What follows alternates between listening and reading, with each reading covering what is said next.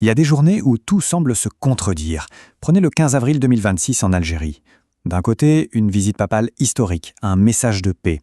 De l'autre, le retour d'un géant du pétrole, et tout autour, des pourparlers de paix fragiles, des tensions régionales qui couvent.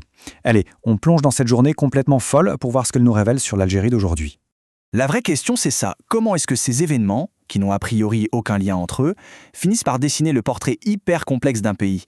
Un pays qui cherche sa place, tout en étant, il faut le dire, cerné par un environnement assez chaotique. C'est vraiment le cœur de notre analyse. On commence donc avec l'événement du jour, le plus visible en tout cas, la visite d'État du pape Léon XIV. Pour son 3e jour, il était dans la ville d'Annaba. Et ce n'est pas un hasard, c'est un lieu qui est vraiment chargé de symboles. En fait, le programme était une véritable chorégraphie symbolique. Quand le pape marche sur les pas de saint Augustin, qui est né sur cette terre, quand il plante un olivier, ce ne sont pas que des gestes. Il est en train de tisser un lien très fort entre le passé et l'avenir, un message de paix qui se veut universel. Et ce message, il n'était pas juste silencieux. Non, il a été chanté, il a été scandé par une chorale d'étudiants venus du monde entier. Paix, fraternité, amour, coexistence. C'était un écho vraiment puissant envoyé depuis l'Algérie vers un monde qui, comme le pape l'a lui-même rappelé, est déchiré par beaucoup trop de guerres. Bon, au-delà du symbole religieux, qui est très fort, quelle était la véritable portée politique de cette visite? C'est là que ça devient intéressant.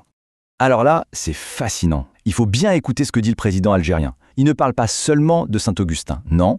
Il met sur le même plan ce grand penseur chrétien et l'émir Abdelkader, le père de l'Algérie moderne, un homme connu pour sa grande tolérance. C'est une manière très forte de dire que l'identité algérienne est multiple, qu'elle est riche de toutes ses différences. Et si on pense que c'est juste de la belle diplomatie, l'expert Charles Chiroui, lui, il va beaucoup plus loin.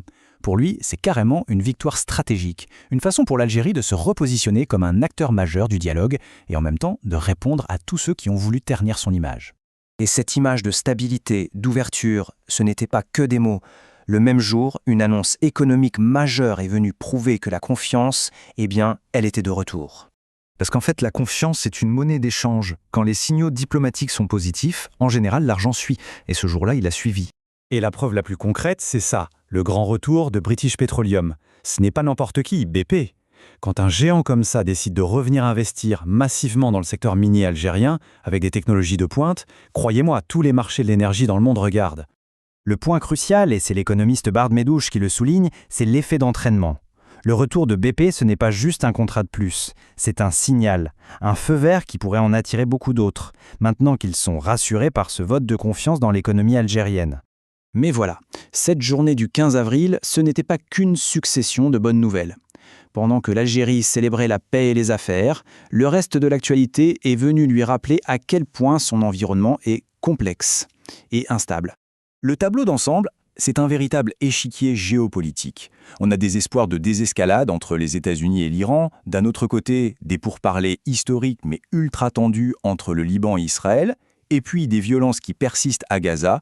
Bref, la région est en ébullition permanente. Chaque jour amène son lot d'incertitudes.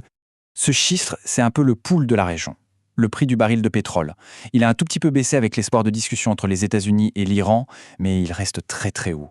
C'est le signe que la nervosité, elle, est toujours bien là.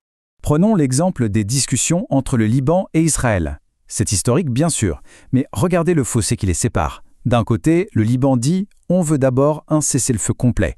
De l'autre, Israël répond « d'abord, le Hezbollah, cette puissante milice soutenue par l'Iran, doit rendre les armes et vous devez nous reconnaître officiellement ». Ce sont deux mondes qui se parlent, mais qui ne s'écoutent pas encore vraiment. Et les défis ne viennent pas seulement des gouvernements. Ce jour-là, l'actualité a aussi mis en lumière les réseaux criminels qui gangrènent la région. Cette histoire de tunnels secrets entre le Maroc et l'Espagne, ce n'est que la partie visible d'un immense iceberg de narcotrafic. Alors, si on rassemble toutes les pièces de ce puzzle d'une seule journée, quelle est l'image finale qui se dégage? Le contraste est absolument saisissant. De côté, la lumière, une nation qui se projette au monde comme une terre de dialogue et une terre d'opportunité. Et de l'autre, l'ombre, une région qui reste en proie à des conflits sans fin, à des équilibres fragiles et à des menaces qui, elles, ne connaissent pas de frontières. Alors, la question qui reste, et elle est immense, c'est celle-ci. Est-ce que la paix et la stabilité que l'Algérie essaye de construire à l'intérieur de ses frontières sont assez solides pour résister aux tempêtes qui font rage tout autour? La réponse, comme toujours, c'est l'avenir qui nous la donnera.